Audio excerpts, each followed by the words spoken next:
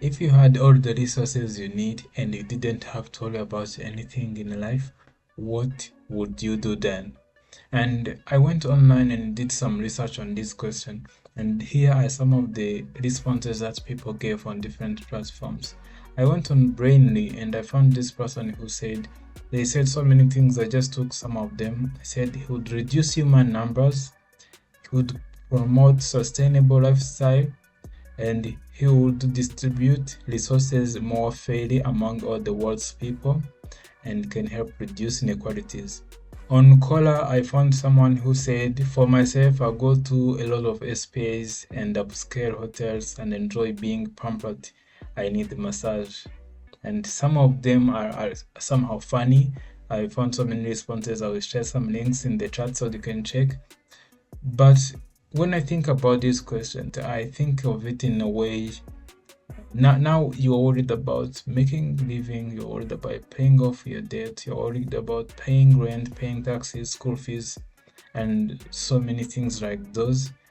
But the way I think about this is, what is it that you would do if you didn't have to worry about all that you are paying for now, or those things that bother you now? You didn't have to worry about school fees, you didn't have to worry about making a living because everything is taken care of. So what would you do? I do not want you to think about what is the magical thing that I can do, what is the fantasy that I would live, think about your wild dreams. I just want you to think about the reality. What is the real thing that you will do?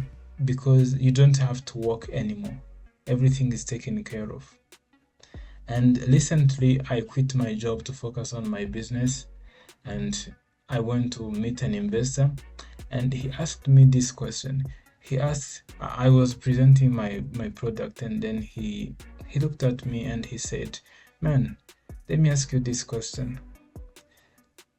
Is this what you want to be building 10 years from now, when you have all the resources you need, or not worrying about anything else?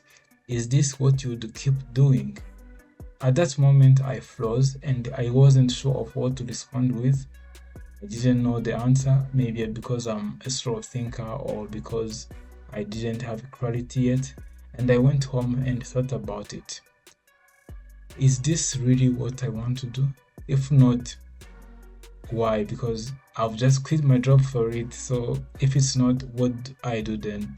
And I remember in the book, Hell Yeah or No, Derek Sivers says, no matter what you tell yourself or the world, your action will always reveal your real values. And I think if you want to find what are your real values, what are the things that you can do, what are your abilities, you have to take this leap of faith and go into that thing that you want to do. And that's what I was convincing myself when I quit my job and went into entrepreneurship, because I was saying, how would I know if I can do it if I don't go and do it?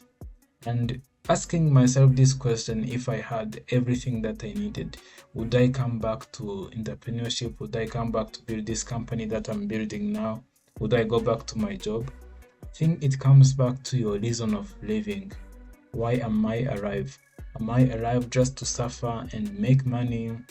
Am I alive just to do something for someone? Why am I alive exactly? I think we don't think about this question so much. Most of the time we die without even understanding what is the purpose of us here on this world. And I think trying so many things, or thinking about the things that you love and trying to do them, is one of the ways to find out what we love and what our purpose is. And if we do not try, how will we ever know what we want?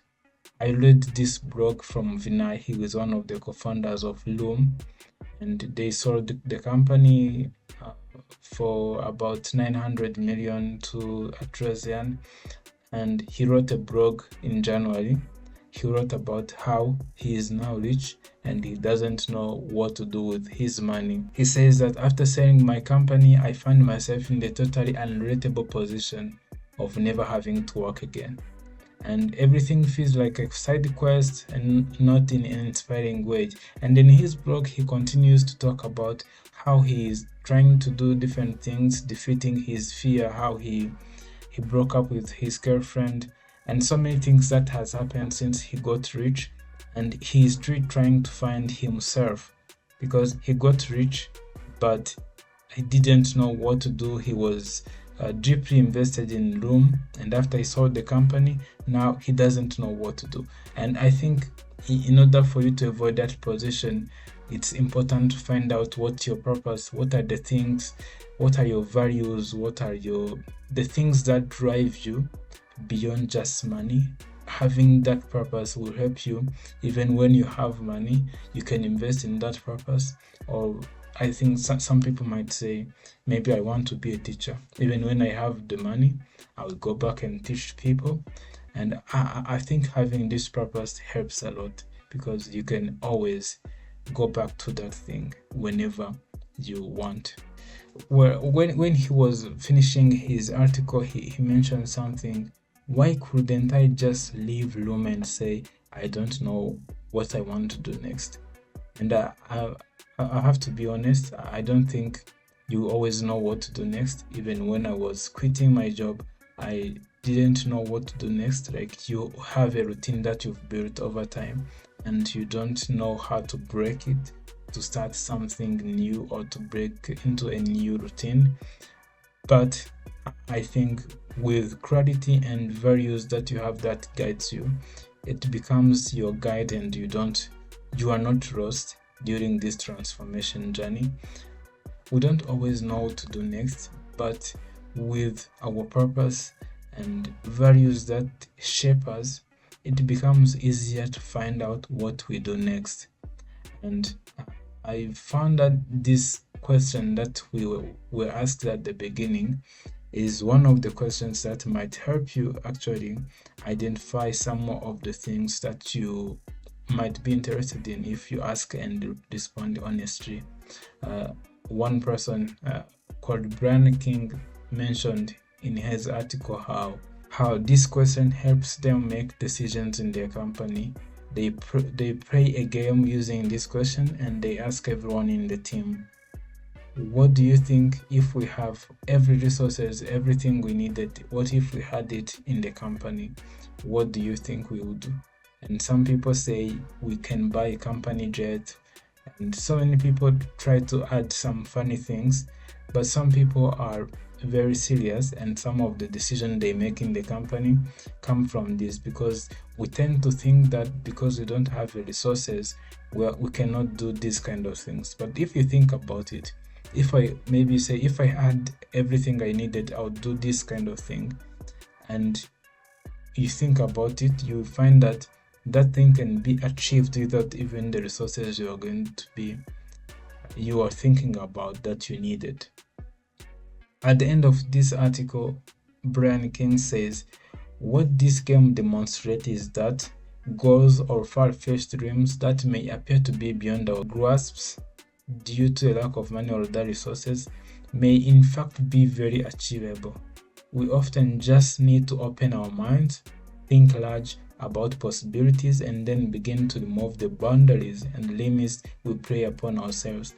And this reminds me of a video of Prince EA that I watched a few years ago, where he was talking about Houdini and how Houdini was in a cell trying to escape. The door was not locked, but because he thought the door was locked, he was trying so hard to break the door, but the door was open, and he was defeated with his bet. And at the end he says, the only doors that are locked are in our minds. The doors in reality are open.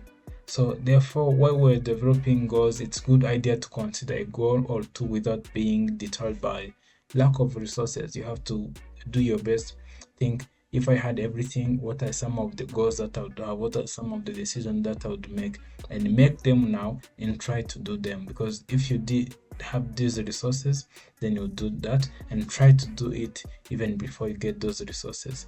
And today I'm not telling you to always think about impossible things or things that you think are not possible, but the reason I'm saying this is, take a moment today and ask yourself, if nothing was holding me back, what would I pursue?